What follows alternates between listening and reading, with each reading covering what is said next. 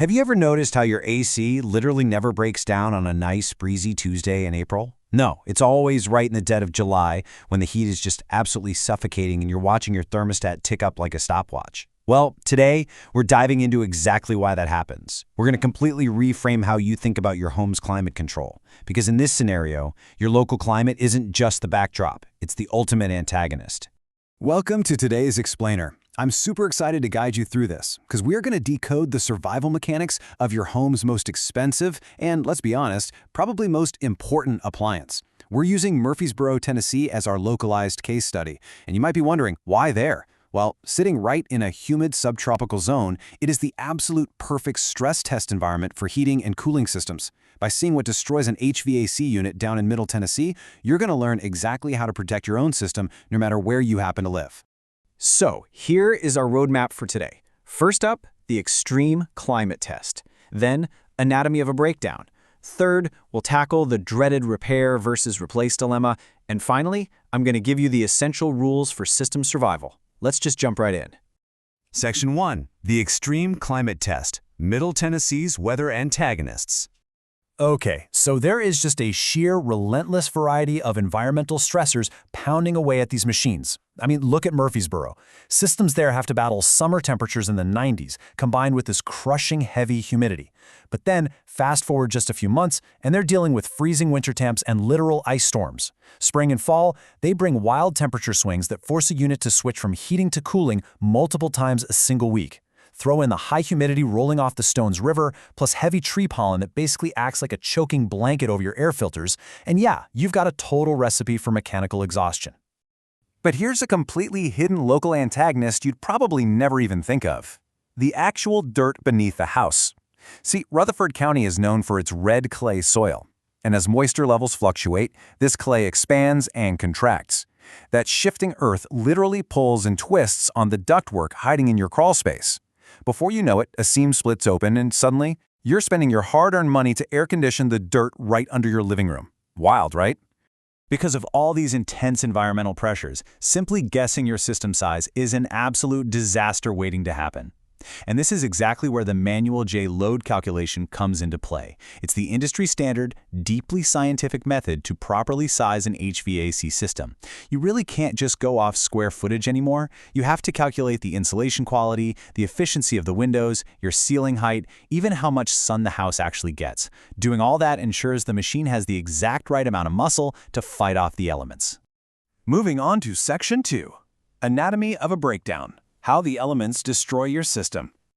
So, HVAC sizing suffers from the ultimate Goldilocks problem, especially when you're dealing with high humidity. If a system is oversized, like it's just way too powerful, it cools the house down way too fast and just shuts right off. This is known as short cycling. The consequence? Your house feels cold for sure, but it also feels uncomfortably clammy, kind of like a damp cave. On the flip side, an undersized system just runs continuously, burning through electricity without ever actually reaching a comfortable temperature. So yeah, size absolutely matters. When systems are improperly sized, or frankly just pushed to their absolute limits by the climate, common casualties are going to follow. Capacitors and contactors, they just fry in that intense summer heat. Restricted airflow from dirty, pollen-filled filters, that leads straight to frozen evaporator coils. But you know the deadliest, most common casualty of the whole bunch? The condensate line. In a really humid environment, the machine is pulling gallons of water out of your air. If that line clogs up with algae or dirt, the water backs up. And that right there is the #1 cause of unexpected indoor water damage and massive ceiling leaks. Which brings us to Section 3, the repair versus replace dilemma, the economics of HVAC survival. Okay, listen up, because here is your ultimate homeowner's cheat code. We call it the $5,000 rule. It takes all the emotion and, more importantly, the panic out of a breakdown. Here's how it works. Simply multiply the age of your system by the estimated costs of the repair. So if you've got a 15-year-old system facing a $400 repair, that equals $6,000. Because that $6,000 surpasses our $5,000 threshold, the math definitively tells you replace the system. Do not sink more money into a sinking ship. And if you do need to replace it, timing is literally everything. Summer and winter, they are the absolute worst times to buy. Demand is skyrocketing, inventory is super tight, and you're usually making a decision based purely on desperation because your family is either freezing or sweltering. The optimal buying windows are spring and fall. Demand is lower, contractors actually have flexible schedules, and manufacturers frequently offer really good rebates. Basically, you have the leverage to get the best system at the absolute best price. Now, when emergencies do happen, you obviously need a professional to intervene. Let's look at how local pros, like Alpha HVAC Nashville, handle these high-stakes summer failures.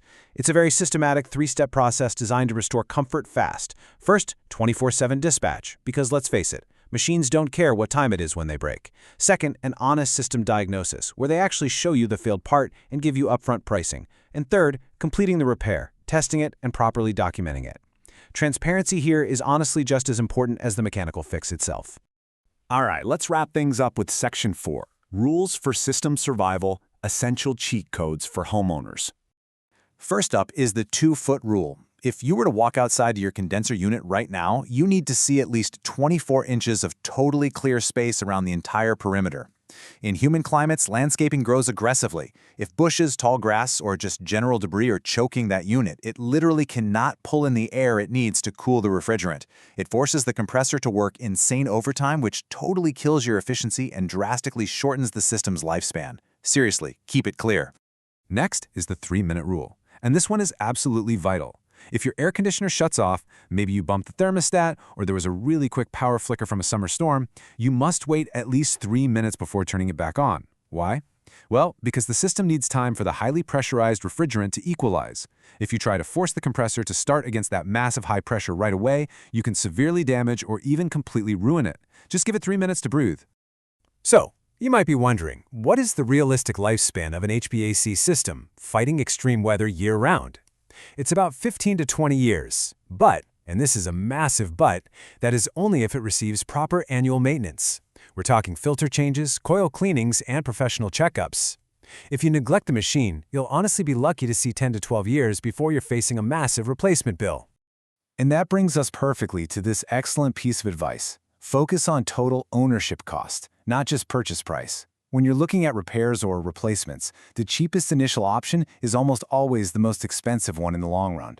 An inefficient, cheap unit?